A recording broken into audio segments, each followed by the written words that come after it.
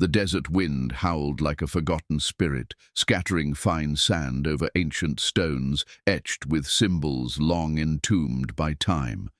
In a dimly lit tent, Dr. Eliora Ben-Yehuda leaned over a fragment of dark, weathered basalt. Etched into the basalt was a towering winged figure, its eyes hollow, its limbs cracked and broken. Beside it, inscribed in the lost tongue of Enoch, were 6 chilling words. They were the giants of old. Eliora's breath faltered. She had read the cryptic verses in Genesis, veiled mentions of the sons of God and the daughters of men. But this was tangible. Proof. A relic that defied the boundary between myth and history. They were called Nephilim, beings born not of earth alone, but of heavens fallen, not entirely angel, not merely human, giants who once walked the earth, their shadows lingering across pages of forbidden scripture and buried dread. Most dismissed them as legend, allegory, perhaps metaphors for mighty kings or brutal conquerors. But what if they were real? What if the ancient texts were not poetic myth, but prophetic warning? As Eliora stared into the stone's markings, a shiver crept down her spine. She had opened a door, not merely to the forgotten past, but to a truth sealed beneath flood, fire, and centuries of silence. And once that door was open, there was no turning back. The origin of the Nephilim. It began in the days when the earth was young and the veil between heaven and man hung thin as mist. According to the ancient book of Genesis 6:1-4, the sons of God saw that the daughters of men were beautiful, and they took them as wives, any they chose. These sons of God, a phrase long debated, were identified in apocryphal texts as the Watchers, celestial beings appointed to observe the affairs of earth. But they did more than observe. Compelled by desire, they descended, breaking divine order by taking mortal women as their own. Among them was Semjaza, their leader, a mighty angel who persuaded his brethren to join in the rebellion. At Mount Hermon, they bound themselves with an oath, vowing none would bear this transgression alone. 200 of them fell. Their union with mortal women gave rise to a race unlike any other. The Nephilim, giants, famed heroes, beings of flesh shaped by earth, but spirits marked by heaven's fire. They towered over mankind, wielded unnatural strength, and bore a knowledge the earth was never meant to hold. The Watchers taught humanity secrets from the heavens, how to forge weapons from iron and bronze, how to adorn the face with makeup, how to read the stars and summon spirits. What began in lust unleashed an avalanche of forbidden wisdom. What the Watchers sowed in pleasure, the earth reaped in dread. These were not just fallen angels. To the ancient world, they were as gods, but their children, the Nephilim, would become its curse. Eliora reread the passage carved in the basalt fragment. It was no longer just text.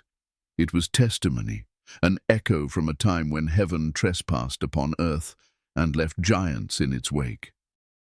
Description of the Nephilim. They were not just giants.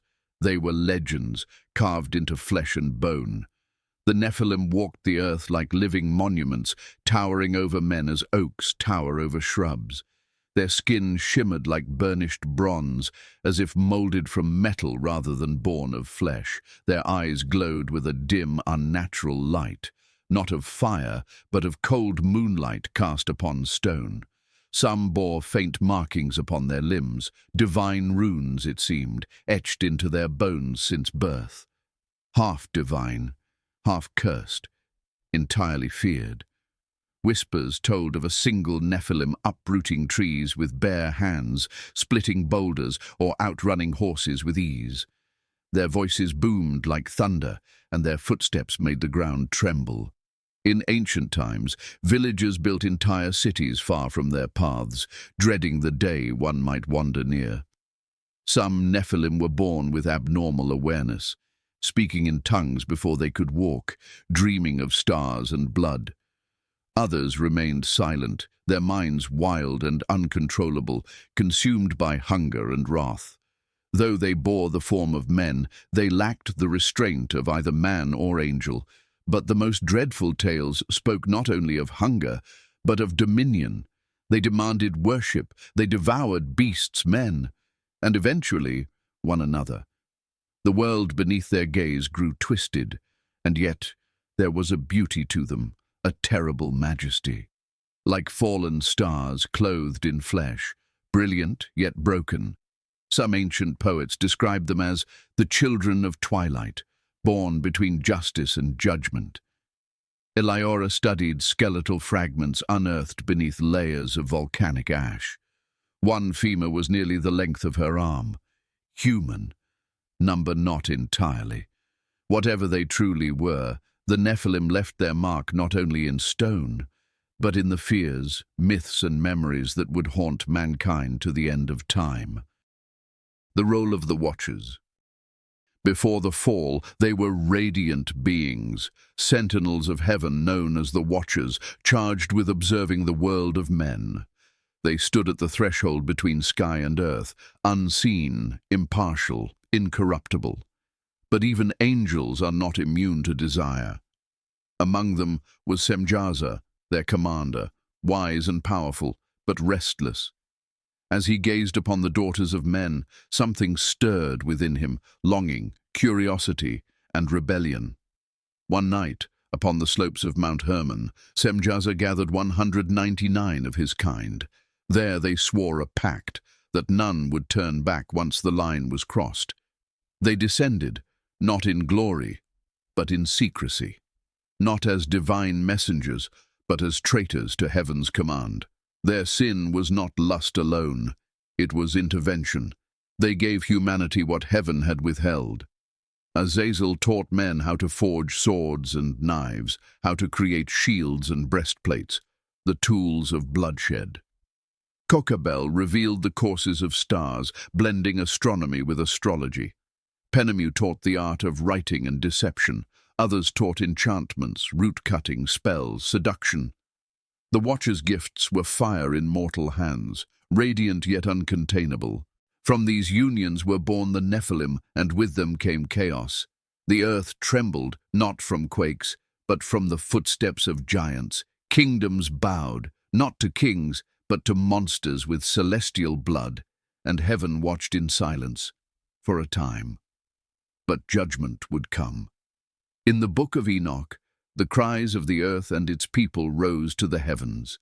God, angered by the defilement of creation, sent archangels, Michael, Raphael, Gabriel, Uriel, to bind the Watchers and cast them into the depths, a prison of eternal darkness. Their sons, the Nephilim, were to be destroyed, but the stain remained. Eliora closed the scroll she had found deep in a cave near Mount Hermon. The letters, scorched by time, still bore the names of angels long forgotten. They did not fall by accident, but by will, and humanity would bear the consequences. The corruption of the earth. The earth cried out, not with words, but with blood, seeping into the earth, spilled by the hands of giants who knew no limit. The Nephilim, once viewed as divine marvels, had become destroyers. They devoured not only beasts, but men, and not only men, but the very fabric of creation. They ruled as tyrants, worshipped by terrified tribes. Entire cities rose in their honor, their altars not built for prayer but for blood. Lambs proved insufficient, cattle followed, and in time trembling humans were brought forth, offered, trembling, beneath stone thrones and obsidian blades. The book of Enoch records a chilling line. They consumed all the acquisitions of men, and when men could no longer sustain them, the giants turned against them and devoured mankind. Their hunger knew no bounds, their wars no end. The Nephilim taught men to kill, to deceive, to dominate.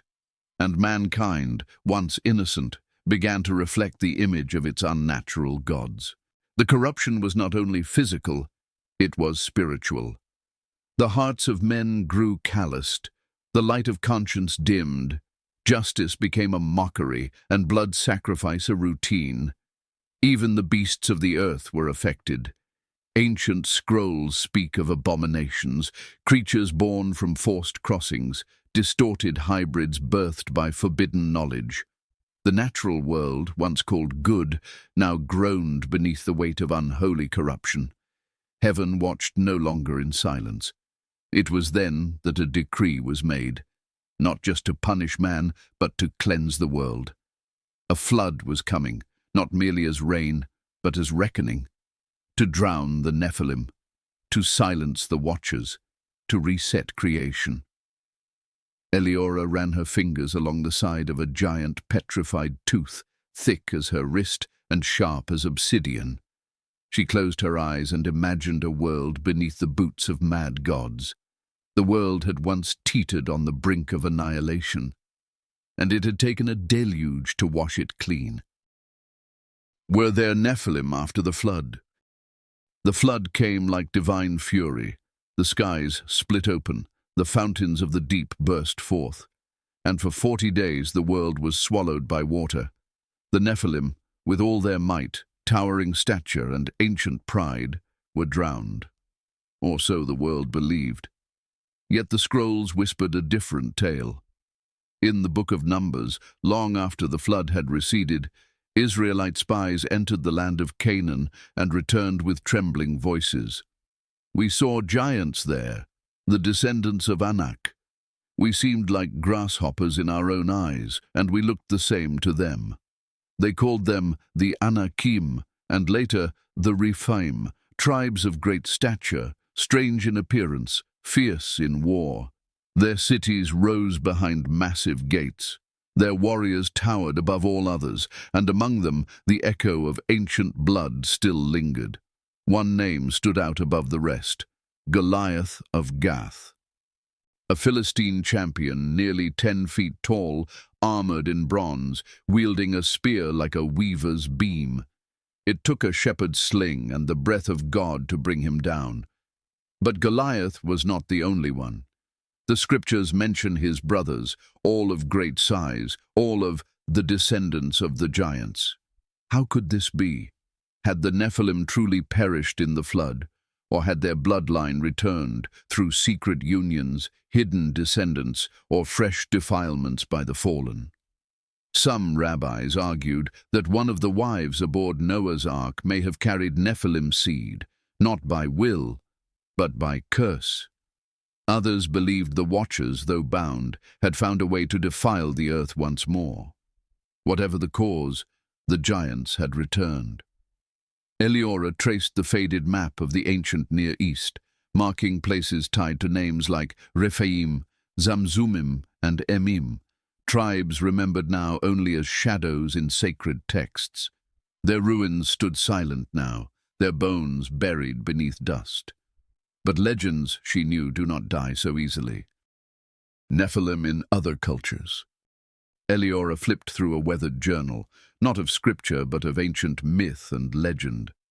And there, woven through continents and centuries, she saw a pattern too deliberate to dismiss. Giants who fell from the sky, ruled as gods, and were cast down in wrath. In Greek mythology, they were known as the Titans, colossal beings born of the sky god Uranus and the earth goddess Gaia. They reigned before the Olympians and were overthrown for their pride and power. Some, like Prometheus, gifted forbidden knowledge to mankind and were punished eternally. In Norse legend, the Jötnar, frost giants, existed before the gods themselves. They embodied chaos, enemies of order, yet many were said to be ancient, wise, and deeply entangled in the fate of the world. In Hindu cosmology, the Asuras, beings of immense power, were once gods who fell due to ambition. They warred against the Devas, heavenly beings, and often mated with humans, producing hybrid offspring with divine abilities and destructive tendencies. The Sumerians told of the Anunnaki, sky beings of immense power, who descended to Earth and gifted mankind with knowledge, astronomy, technology, and law. Some tablets even described these beings as taking human women and producing mighty rulers. From the Americas to Mesopotamia, from the Pacific to the Himalayas, the names shifted, but the themes endured.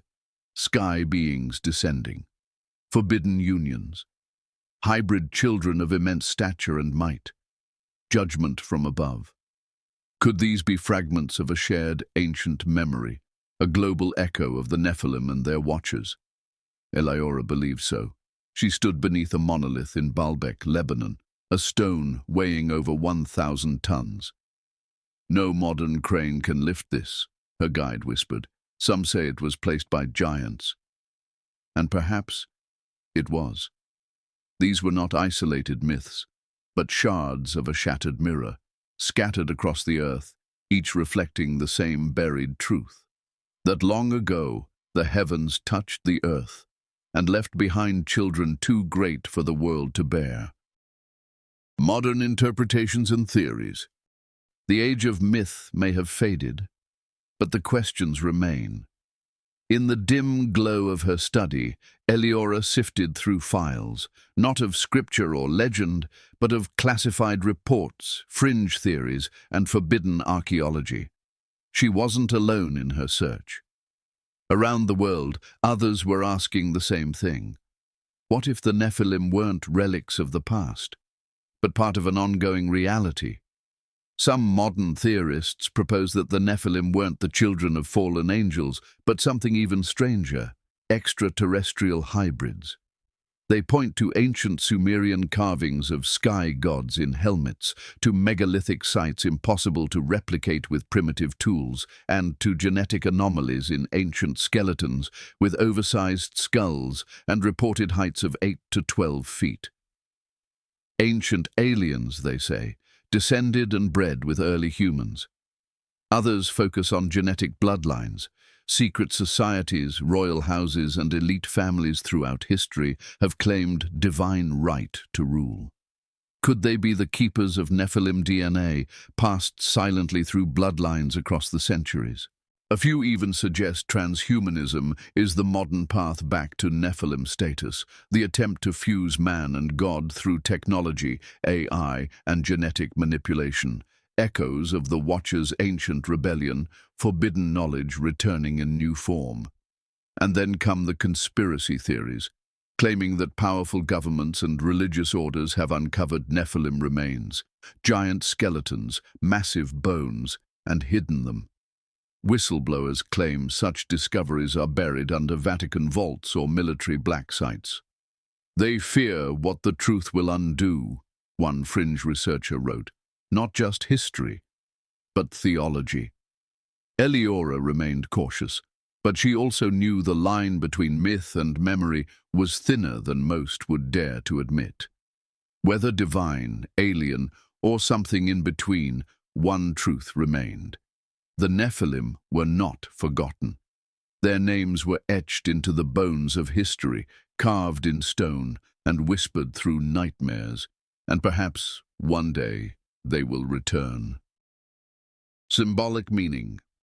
Beyond bones and legends, beyond flood myths and forbidden scrolls, the Nephilim stand as symbols of something far greater and far more perilous. They are not merely giants of flesh, but giants of pride. Theirs is a story of boundaries crossed, divine laws shattered for desire, and sacred knowledge twisted by human ambition.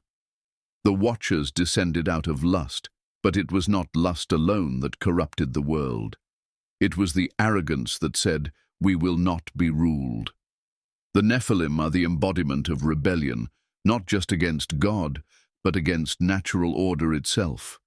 They are what emerges when power outruns purpose, when knowledge breaks free from wisdom, when the divine is dragged down and bound to mortal impulse. To theologians, they are a warning that even the most glorious beings can fall.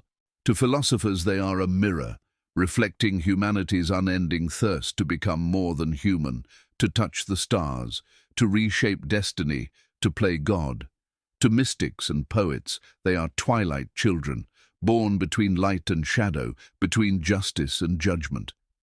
Too divine for earth, yet too flawed for heaven. Eliora stared at the cracked mirror in her tent. In its reflection, she didn't see a giant. She saw mankind, bold, brilliant, and always a breath away from becoming its own destroyer. The Nephilim may have perished. Their monuments may have crumbled, but their spirit lives on in every age, where might replaces mercy, where power is worshipped above truth, and where knowledge is severed from conscience.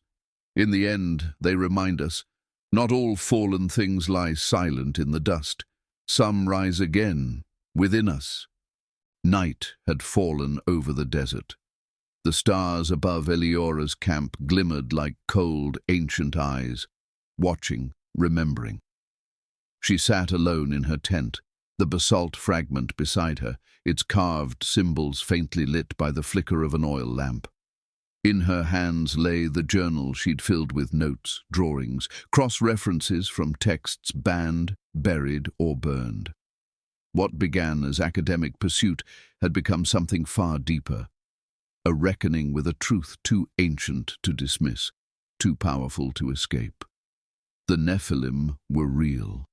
Whether as physical beings, mythic archetypes, or metaphors born of collective memory, they had shaped the story of mankind. They walked the earth in a forgotten age, towering over villages and kingdoms.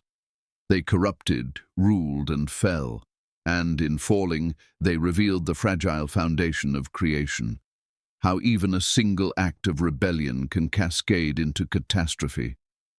But perhaps the most terrifying truth was this: the Nephilim were not the end of a mistake, but the beginning of a pattern.